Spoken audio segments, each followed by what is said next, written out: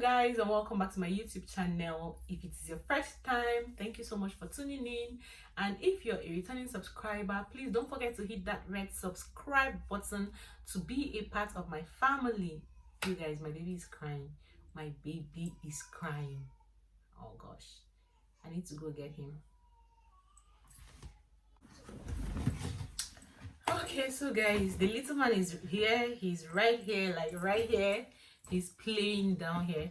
So yeah, if you're new to my channel, please don't forget to hit that red subscribe button and be a part of my family. And if you're a returning subscriber, thank you so much for always tuning in. Excuse the little man, he's making a lot of noise, but we got to do this video, you guys. So guys, my name is Maureen Achu. I'm a food, family and lifestyle vlogger. I live in the United Kingdom. I'm a Nigerian.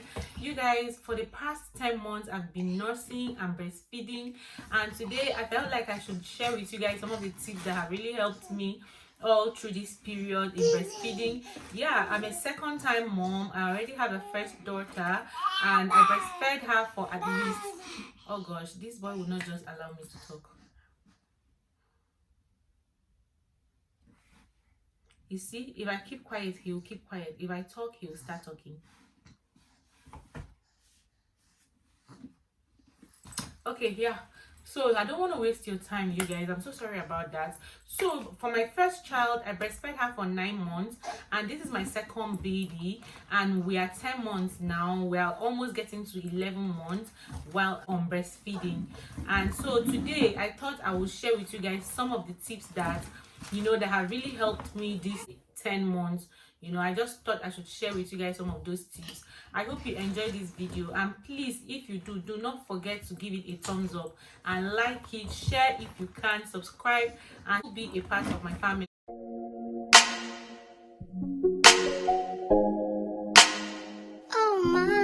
So thank you so much, guys. So now the first tip that has really helped me while breastfeeding for this past month is taking a lot of water. A lot of water has really helped me all through this time. It helps my breast milk flow more, and I take water before I breastfeed or even while I'm breastfeeding. Like, it has been a custom for me. While I'm breastfeeding, all I feel like is to drink more water. After breastfeeding, I still take more water. Before breastfeeding, I take water. So water is just one major thing that has really helped me when it comes to my breast milk flowing. Another thing that has also helped me is the position I take while breastfeeding. Like, I found a very comfortable position. It's very important to find a comfortable position while you're breastfeeding.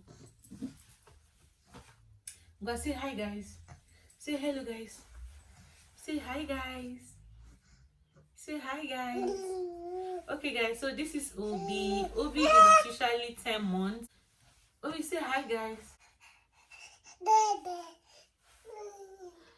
So guys, yeah, the position at which I keep my baby while breastfeeding all through this period has been changing with time. When I gave birth to him newly, I had a different position when I want to breastfeed him. That way, like, my breast, because I'm a very busty person, that way my breast will not cover his nose, because I had a little problem when I came back from the hospital. Breastfeeding him was a bit difficult, but when I realized this position, I wish I could show you guys. Okay, come, let's do an illustration. Okay, now he's such a big baby now, so it won't really be easy, but let me just show you guys. Okay, so this was what I did when I gave birth to him newly. He was really tiny then, so this was, but because he was tiny, it was easier for me. Like this was how we did it then. Yeah. So when he became older, like I think 2 months, 3 months, I started maintaining the normal position, like to make sure that I keep him, like carry him like this. I started maintaining those positions.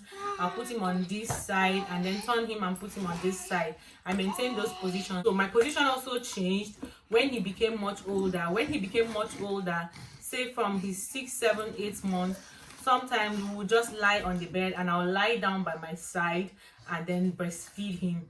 That way it's easier for me, especially at night. I'll lie him down on the bed, like while he's sleeping and he wants to suck, because I make sure that he's cot is very close to me, so I'll lie him on the bed and then lie down. That way is so much easier for me.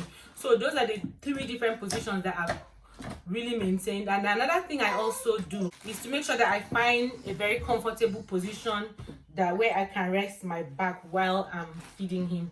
And then earlier, when he was still much younger, I used the breastfeeding pillows. The breastfeeding pillows really helped me because he was so little then, and it helped me to carry him up a little, you know, to push him up to the breast a little. So that way it was a bit easier for me.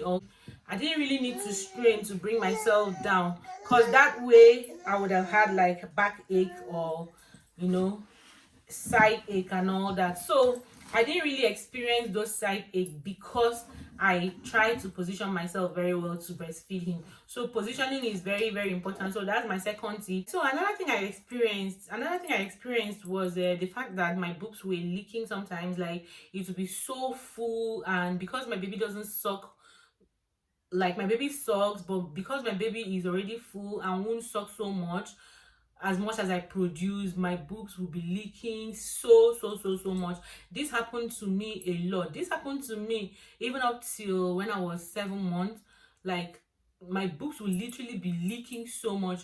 So what I did those times is that I made sure I kept pumping and, you know, saving the milk for him. So that was what helped me. I made sure that I pumped and had enough milk stored. Even when my baby doesn't need it, I'll just save it. Another thing I did was also that anytime I feel like my boobs is so full, so I'll put the baby to the boobs and allow him to, you know, kind of suck.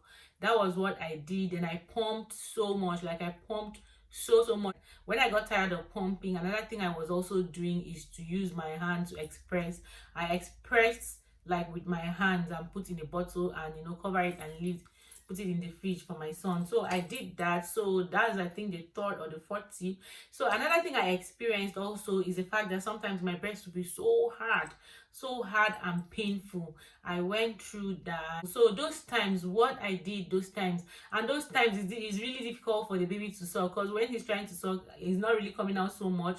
So those times, what I did was to maybe go into the restroom, take a very warm shower, and use the shower to kind of use the warm water to pour on my boobs and see if it will melt and dissolve a little, because it was so hard. I don't know, there's an English name for that. I can't even remember. If I remember it, I'll put it on the screen. There's an English word for that thing that happened to me. My boobs were always hard, sometimes very hard and so painful. I experienced that a lot, but I helped myself by, you know, doing that, like going to the shower and pouring warm water on it. Yeah. Oh, another tips is also the fact that you have to check your baby's weight. You have to be conscious of, because these kids, these newborns, they are really tiny. They are really tiny. Like, we don't know, we can't predict what will happen to them in the next 1 hour. So what I did that really helped me is to make sure that I check my baby's weight. I checked, you guys, I was supposed to be checking my baby's weight every 2 weeks, but I made sure that I checked my baby's weight every 1 week. I checked his weight every 1 week up till the time he got to 7 months, and then from then I started checking every 2 weeks. And you guys, I noticed that from the first day he was born, like, his weight has been going up and up. It has never, like, been on the same lane. It has always increased, and I'm happy about that. So I think it's necessary to be conscious and check your baby's weight, because sometimes they might really not be sucking so well as much as we think, and we won't even know that if we don't check their weight to know if they're okay. Another thing also is wet diapers. Be sure that your baby, you know, has a lot of wet diapers. Then there were times that maybe 2 days his wet diapers will really go down. Maybe he will not really have so much wet diapers, and then when it happens like that, I'll feel like there's a problem. Maybe he's not eating well. Sometimes I'll go to the GP, or I'll call my health visitor and tell her what is going on.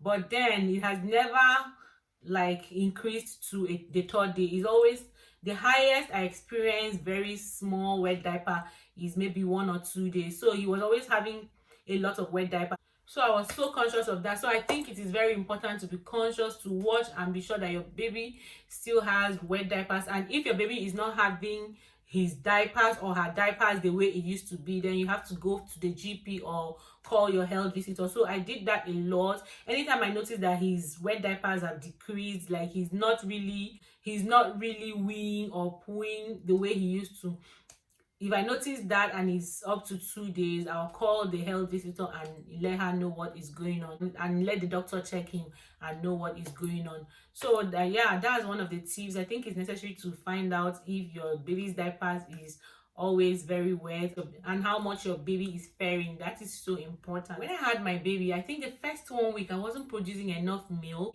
but then another thing I tried not to do was, because I had the same almost similar experience with my first child, I tried not to panic, but I kept, assuring myself that it will be fine. My health visitor also assured me that it will be fine. I should try and make sure that my baby is latching well, and I should try and be putting him to the breast as often as possible, even while I'm on formula. So I kept doing that, and you guys, before I knew it, like my breast milk increased, and I started, breastfeeding very well. Like the milk started coming out so well. So that was one thing that happened to me. So if you're going through that, you think you're panicking that maybe the baby might not have enough breast milk, or your milk is not flowing so well, I don't think there's any need to panic. Just do what you can do. You can introduce formula and also keep trying to see how you can put your baby to the breast, if that is really what you want to.